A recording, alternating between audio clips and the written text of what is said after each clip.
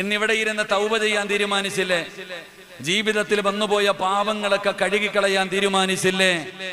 ഇവിടെ ഇരുന്നു കൊണ്ട് തൗബ ചെയ്യാമെന്ന് തീരുമാനിച്ചവർക്ക് അല്ലാഹു തരുന്ന പ്രതിഫലമെന്താ? നിങ്ങൾക്ക് അല്ലാഹു തരുന്ന പ്രതിഫലം നോമ്പുകാരന്റെ പ്രതിഫലമല്ല, പടച്ചവനെ പള്ളി കെട്ടിക്കൊടുത്തവന്റെ പ്രതിഫലമല്ല, ഹജ്ജ് ചെയ്തവന്റെ പ്രതിഫലമല്ല. എന്റെ പ്രിയപ്പെട്ട സഹോദരങ്ങളെ, അല്ലാഹുവിന്റെ മുമ്പിലേക്ക് ജീവിതത്തിൽ വന്നുപോയ പാപങ്ങൾ മുഴുവനും ഏറ്റുപറയുന്നവർക്ക് അല്ലാഹു തരുന്ന പ്രതിഫലം എന്തെന്നറിയോ? ഇന്ന് ഈ സദസ്സിലിരുന്ന് കൊണ്ട് തൗബ ചെയ്യാ തീരുമാനിച്ചല്ലോ, അല്ലാഹു തരുന്ന പ്രതിഫലം എന്താ? ഒന്നാമത്തെ പ്രതിഫലം എന്തെന്നറിയുമോ? അല്ലാഹുവിന്റെ റസൂല് പറയുകയാ, അതാ നബി തങ്ങൾ അവിടെന്ന് പറയുകയാണ്, അല്ലാഹുവിനെ ഭയന്നുകൊണ്ട് ജീവിതത്തിൽ വന്നുപോയ പാപങ്ങൾ മുഴുവനും ഏറ്റുപറഞ്ഞുകൊണ്ട് അല്ലാഹുവിനോട് പശ്ചാത്തപിച്ച് മടങ്ങുന്നവരുണ്ടല്ലോ, അല്ലാഹുവിനെ ഭയന്നുകൊണ്ട് കരയുന്നവരുണ്ടല്ലോ, അവർക്ക് അല്ലാഹു തരുന്ന ഒന്നാമത്തെ പ്രതിഫലം ലാ യലിജുന്നാർ ബകാ മിൻ ഖസിയത്തില്ലാഹ് ഹത്താ യറുദ്ദുൽ ലബന ഇലൽ റഈ. അല്ലാഹു തരുന്ന ഒന്നാമത്തെ പ്രതിഫലം എന്തെന്നറിയോ? നബി തങ്ങൾ പറയുകയാ, ലാ യലിജുന്നാർ ബകാ മിൻ ഖസിയത്തില്ലാഹ്. അല്ലാഹുവിന്റെ ഭയാനകമായ അദാബുകൾ കൊണ്ട് നിറച്ച നരകമുണ്ടല്ലോ, എല്ലാവരും അല്ലാഹുവിനോട് ദുആ ചെയ്യുകയാണ്, നരകത്തിൽ നിന്ന് രക്ഷപ്പെടുത്തണേ അല്ലാ, നരകത്തിൽ നിന്ന് രക്ഷപ്പെടുത്തണേ അല്ലാ. വെള്ളിയാഴ്ച ജുമഅയ്ക്ക് പള്ളിയിൽ പോകുമ്പോ രണ്ടാമത്തെ ഖുതുബയിൽ പള്ളിയിലെ ഖതീബ് മിമ്പറിൽ നിന്ന് കൊണ്ട് പറയുന്ന മൂന്ന് വട്ടം പറയുകയാ, ആ ഒരു കാര്യം മാത്രം എല്ലാ വെള്ളിയാഴ്ചയും 3 പ്രാവശ്യം പറയുകയാ, അല്ലാഹുമ്മ ജിർനി മിനന്നാർ, അല്ലാഹുമ്മ ജിർനി മിനന്നാർ, അല്ലാഹുമ്മ ജിർനി മിനന്നാർ. ആ ഭയാനകമായ നരകമുണ്ടല്ലോ,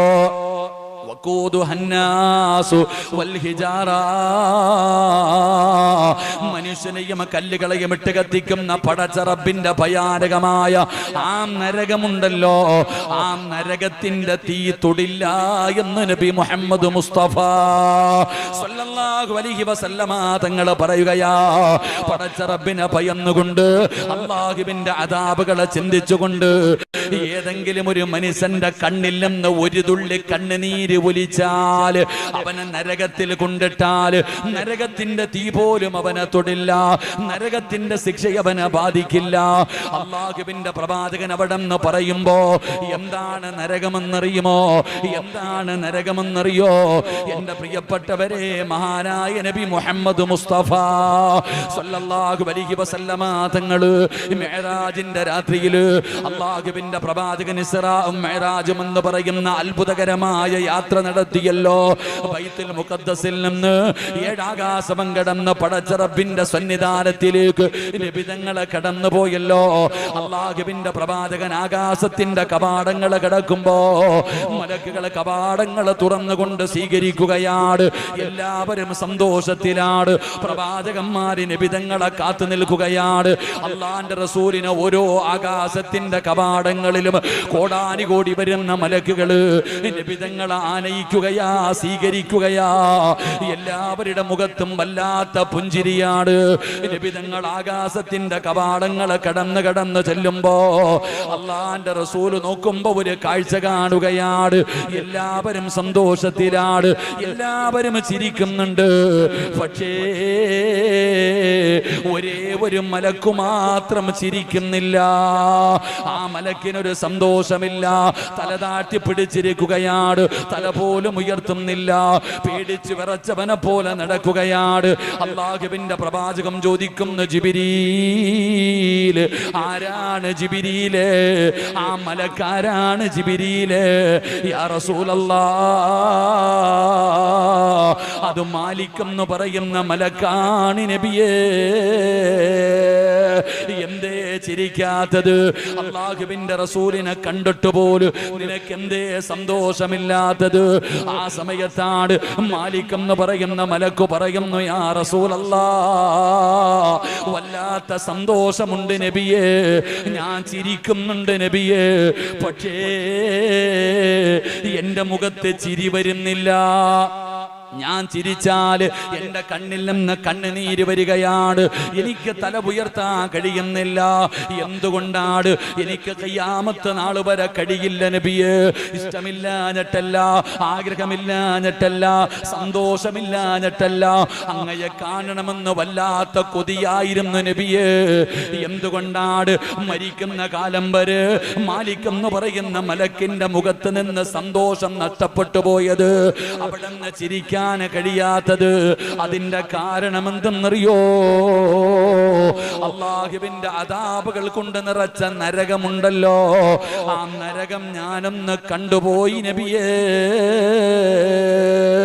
ആ നരകം കണ്ടതുകൊണ്ടാണ് ഇനി മരിക്കുന്ന കാലം വരെ എനിക്ക് ചിരി വരൂല, എനിക്ക് സന്തോഷം വരൂല. അത്രയും ഭയാനകമാണ് നരകം, അത്രയും ഭയാനകമാണ് നരകം. പടച്ചവനെ, അല്ലാഹുവിന്റെ അദാബുകൾ കൊണ്ട് നിറച്ച നരകമുണ്ടല്ലോ, 3000 കൊല്ലം കത്തിച്ച നരകമുണ്ടല്ലോ. പടച്ചവനെ, ഉസ്താദന്മാര് പരിശുദ്ധമായ ഖുർആനിന്റെ ആയത്തോതിയിട്ട് അല്ലാഹനെ പേടിച്ച് നടക്കടാ, ഔറത്ത് മറച്ചുകൊണ്ട് നടക്ക്, അഹങ്കാരികളെ പോലെ നടക്കരുത്.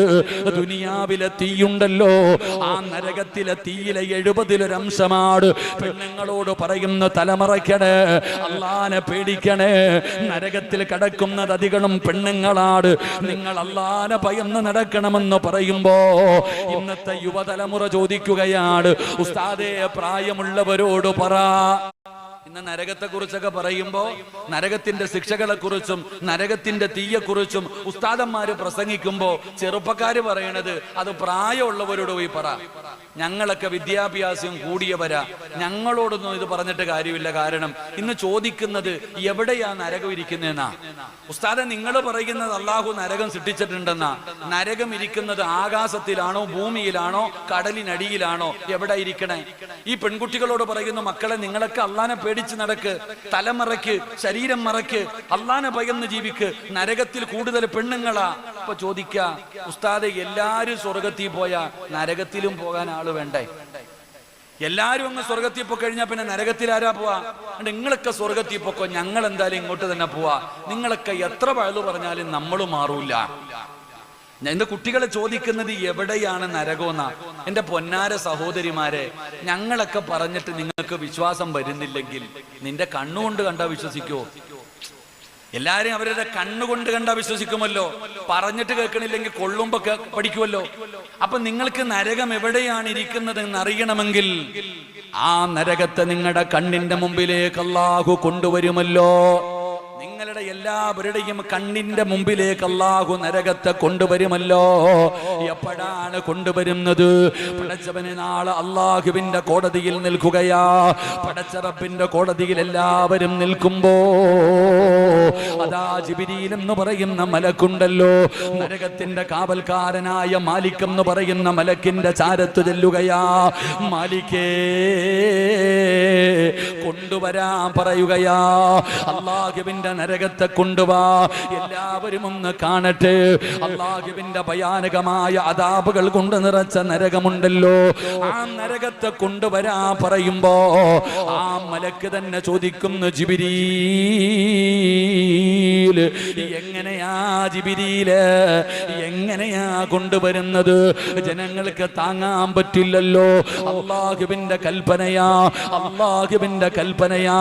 എന്റെ പ്രിയപ്പെട്ടവരെ, അവസാനം നരകത്തിന്റെ കാവൽക്കാരനായ മാലിക് എന്ന് പറയുന്ന മലക്കുണ്ടല്ലോ, തന്റെ അനുയായികളെ വിളിക്കുകയാണ്, മലക്കുകളെ വിളിക്കുകയാണ്. ചങ്ങലയെടുത്തുകൊണ്ടുവാ, ചങ്ങലയെടുത്തുകൊണ്ടുവാ, നരകത്തെ കൊണ്ടുവരാറ്. പടച്ചവനെ, നരകത്തിന്റെ കാവൽക്കാരായ മലക്കുകൾ പോയി 70,000 ചങ്ങലയെടുക്കുകയാ. 70,000 ചങ്ങല. പടച്ചവനെ, ചങ്ങലയുടെ വലുപ്പമല്ല, ചങ്ങലയിലെ കൊളുത്തുണ്ടല്ലോ, ആനയെ കെട്ടുന്ന ചങ്ങല കണ്ടിട്ടുണ്ടല്ലോ, കൊളുത്തുകൾ ചേർത്ത് ചേർത്ത് വെച്ചാണ് ചങ്ങല ഉണ്ടാക്കുന്നത്. ആ നരകത്തെ വലിച്ചു കൊണ്ടുവരുന്ന ഒരു ചങ്ങലയില് ഒരു കൊളുത്തിന്റെ വലുപ്പമുണ്ടല്ലോ. ഈ കാണുന്ന പ്രപഞ്ചമുണ്ടല്ലോ, ഈ കാണുന്ന ലോകമുണ്ടല്ലോ, ഈ ലോകത്തിനെക്കാളും വലുപ്പമുണ്ട്.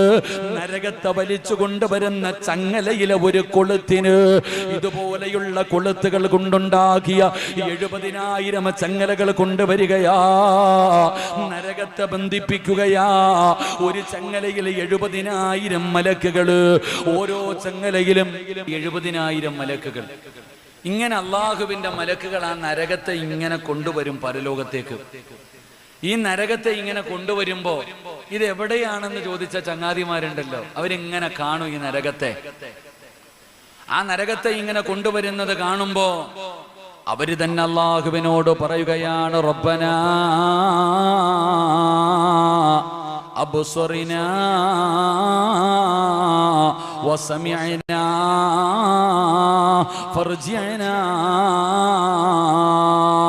അള്ളാഹുവിനോട് പറയുന്ന, പടച്ചവനെ, നരകം കണ്ടു തമ്പുരാനെ, ആഴം കണ്ടു, വലുപ്പം കണ്ടു, തീ കണ്ടു, എല്ലാം എൻ്റെ കണ്ണുകൊണ്ട് ഞാൻ കണ്ടു പടച്ചവനെ. ആ നരകത്തെ അള്ളാഹു നമ്മുടെ കണ്ണിന്റെ മുമ്പിൽ കൊണ്ടുവന്ന് കാണിച്ചു തരും. ആ സമയത്ത് അള്ളാഹിനോട് പറയും അത്രേ, റബ്ബനാ അബ്സറിനാ വസമിഅനാ ഫർജിഅനാ.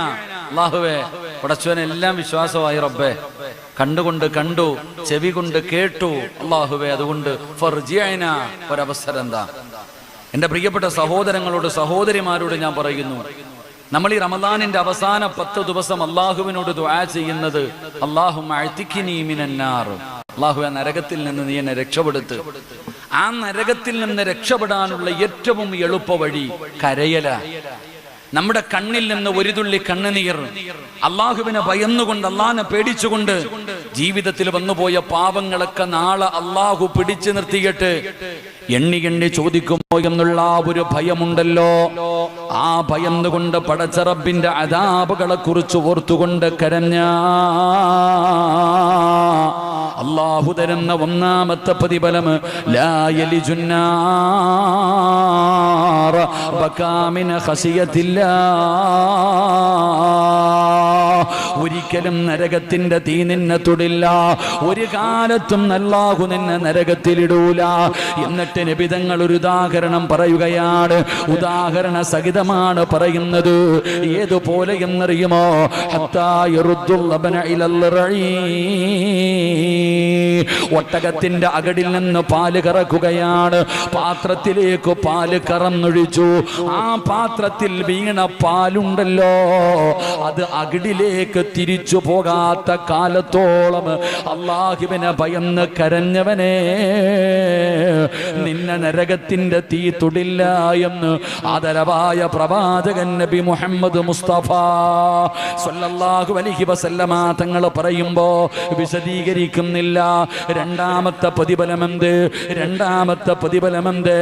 അല്ലാഹുവിന്റെ റസൂൽ പറയുകയാണ്, സബഅത്തുൻ യുളില്ലുഹുമുല്ലാഹു ഫീ ളില്ലി വറജുലുൻ ദക്കറല്ലാഹു ഖലിയാ വഫാലത് ഐനാ. രണ്ടാമത്തെ പ്രതിഫലം എന്തെന്നറിയോ? രണ്ടാമത്തെ പ്രതിഫലം എന്താണ്?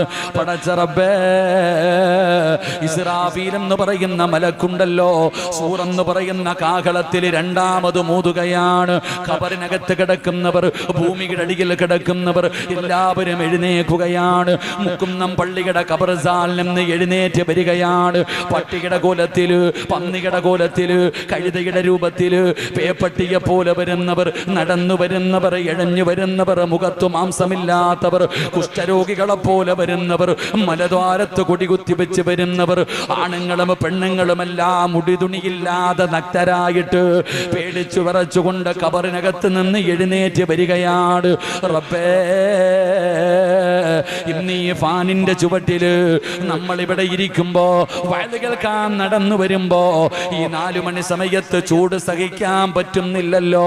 വല്ലാത്ത ചൂട്, ഫർദയുടെ ഉള്ളിലൂടെ വിയർപ്പ് തുള്ളികൾ ഒഴുകുകയാണ്. വല്ലാത്ത പ്രയാസമാണല്ലോ ഉസ്താദേ, വല്ലാത്ത ചൂടാ, വല്ലാത്ത ചൂടാ എന്ന് പറയുന്ന മുസ്ലിമേ, ഈ 4 മണി സമയത്ത് ആ റോഡിലൊന്ന് ഇറങ്ങി നിന്നാ നീ തളർന്ന് താഴെ വീഴുകയാ. സൂര്യൻ നിൽക്കുന്നത് 15 ലക്ഷം കിലോമീറ്റർ മുകളിലാണ്. അതിന്റെ ചൂട് താങ്ങാൻ പറ്റുന്നില്ല, വിയർപ്പ് നിനക്ക് ബുദ്ധിമുട്ടാണ്. എങ്കിൽ ചൂട് ഇവിടെയൊന്നുമല്ല. ചൂടൊക്കെ എവിടെയാണെന്നറിയോ? ചൂടുള്ള നാളുണ്ട് ഖിയാമം നാളാ ചുരുക്കി പറഞ്ഞാൽ എന്തു ഹാലാ ചൂള വൻദോഷ വണ്ടിയോ മായി വരും കാള ക്ഷീണത്തിനാലുലിക്കുന്നതാണേ ഈള സുഹൃത്തുക്കളെ തിളയ്ക്കുന്നതാണേ മൂള അമലൊന്നുമില്ല ദങ്ങു ചെന്നാ കോള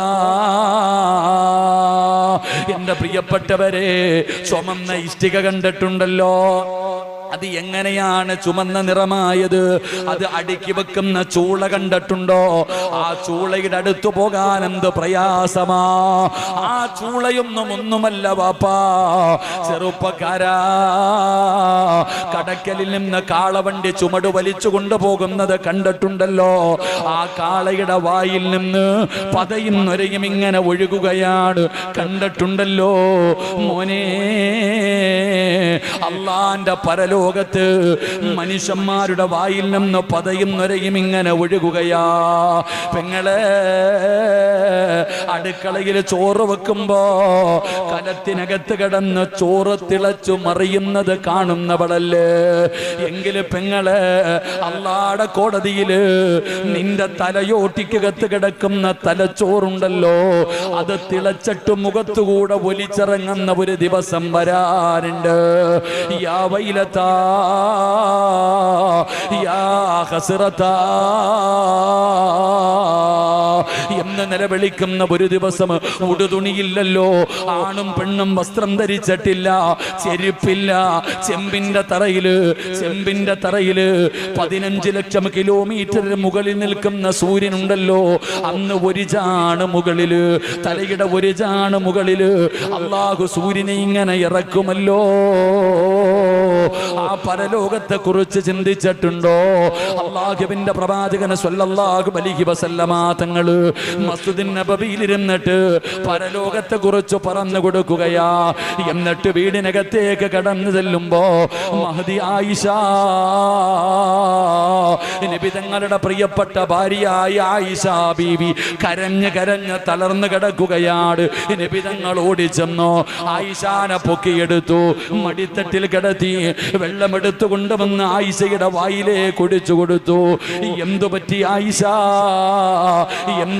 ആയിഷ യാ റസൂലല്ലാഹ്